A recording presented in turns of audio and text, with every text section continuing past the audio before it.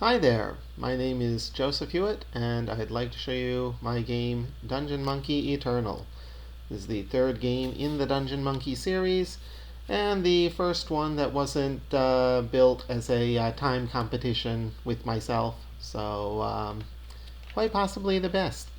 A new feature that has just been added is the Bardic Campaign. This is a new random campaign generator that I have going that generates a sort of a pure combat campaign. You go from one random dungeon to another, killing monsters and taking their stuff.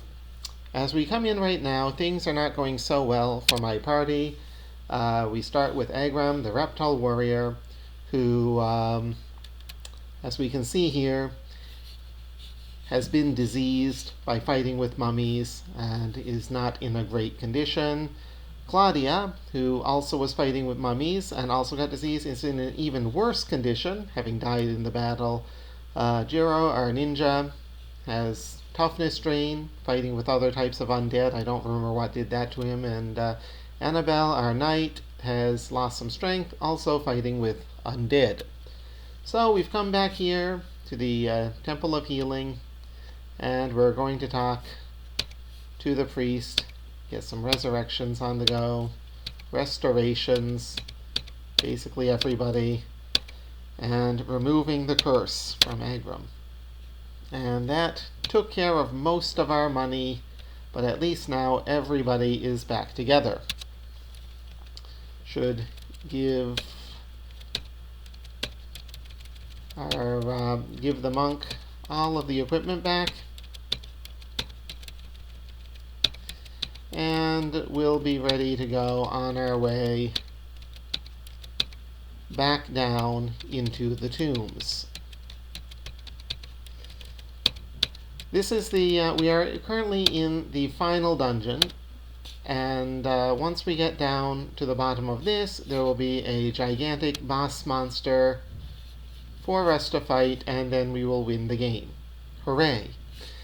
This campaign generator is called the Bardic Campaign, largely due to its similarity with a classic computer RPG from the 80s, which some of you may remember, which basically involved a whole lot of walking from one random dungeon to the next, killing monsters and taking their stuff. Okay, let's find the stairs down. And I'm not expecting to meet anything on the way down here. There we go. And this is a level we have not explored yet. Okay, one of the things I've tried to do with Dungeon Monkey Eternal is to make sure that each of the jobs your characters can choose are substantially different from the other jobs. So we don't have, the case where this guy is a little better at fighting and this guy is a little better at dodging, but they're both basically the same. I've tried to make sure that each job has its own specialty and has some unusual feature that makes it distinct from everything else. Agram is a warrior. Warriors get to equip basically any weapons and armor in the game. Has a glaive, shiny banded mail, spiky black gauntlets. Warriors also get this skill called counterattack, which you can see here, 15%. If a warrior gets attacked by an enemy monster, they have this chance to strike back and get a free attack against their attacker. So that's pretty useful. Claudia is a monk. The monk is the other pure fighting class.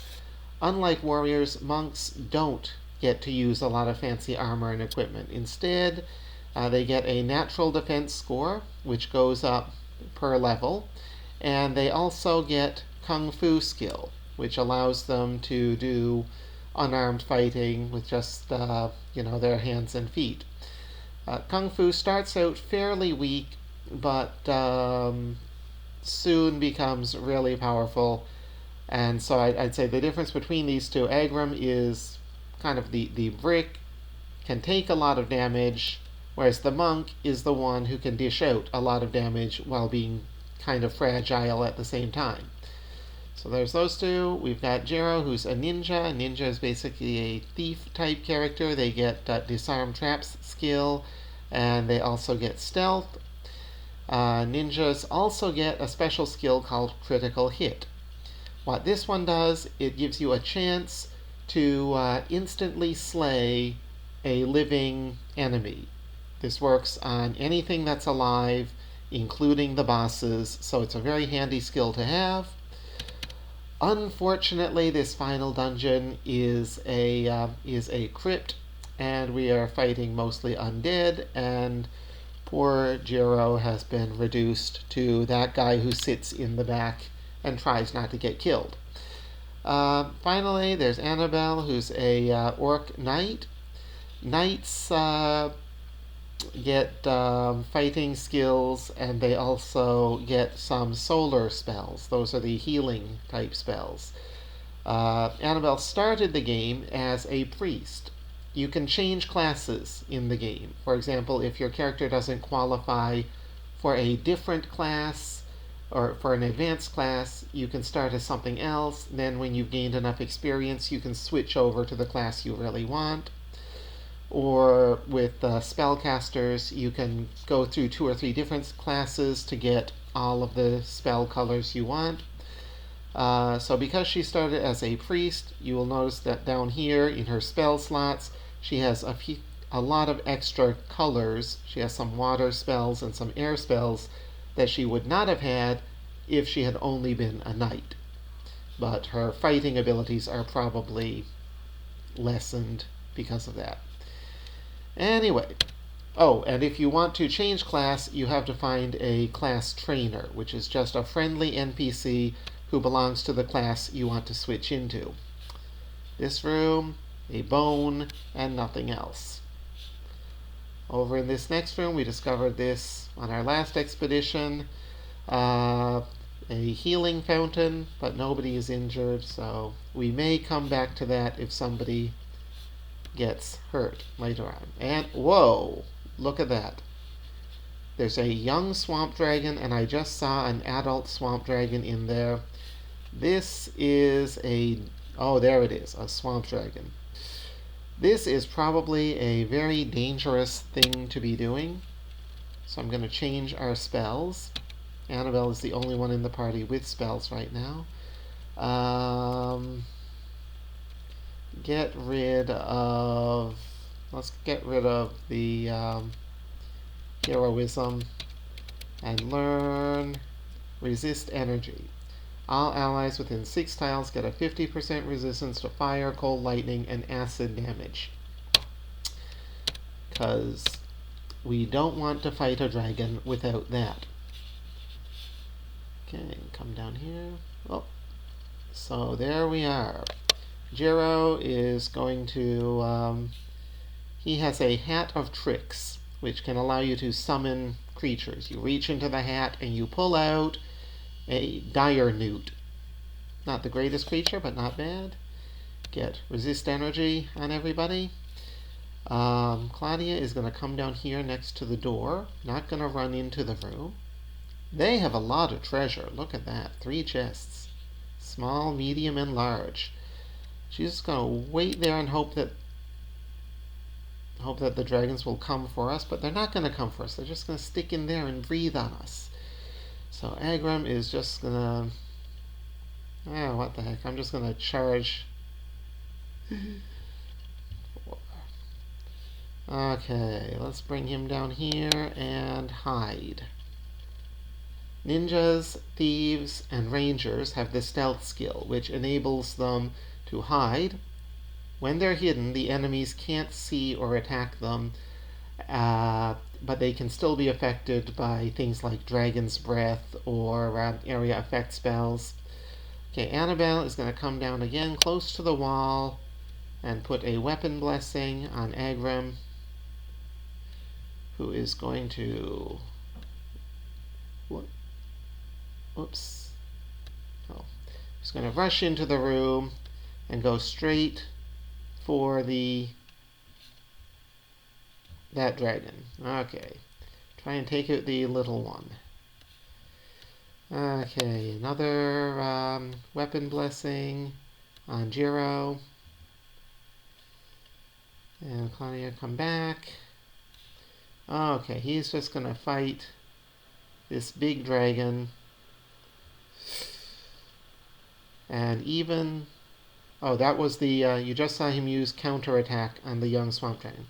So a warrior is really a great character to use for kind of soaking up damage like this. You just stick him in the room, and even though he's going to get attacked, there's a pretty good chance that he's going to counterattack, and he has enough HP that he can take it for a nice long time.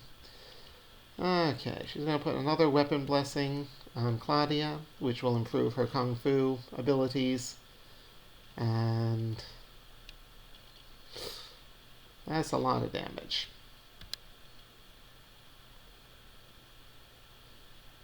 Oh dear. Okay, sneak attack. Oh, well, we got one sneak attack. Let's see. Does she have anything else to do? Put a weapon blessing on... Did I do a weapon blessing on Jiro? I don't even remember. I'll stick another one on him. Okay, attack this little dragon. So as I said before, monks do a whole lot of damage. That is pretty much their point. Kind of a glass cannon type character. Okay, he's going to try to hide again. Fail. And she's going to do a cure on Claudia before Claudia rushes into the dragon room. Should I go for the young swamp dragon and take it out, or go for the big one and try to take it down quickly? I'm going to go for the big one. Ouch. Ouch. Yeah, so we're taking a whole lot of damage there, but it's okay. Aha! The big dragon is gone, so now we're not going to bother with stealth. Just charge.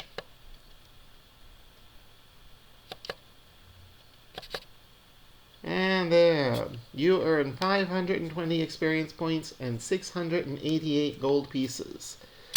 Well, that went far better than last game when I fought the mummies. We only have 2 characters almost dead, and 2 characters who are mostly drained. And we have 3 treasure chests to show for it. So there you go. That is Dungeon Monkey Eternal. Give it a try, and if you enjoy this kind of fantasy tactics style RPG, then I certainly hope you'll enjoy this one.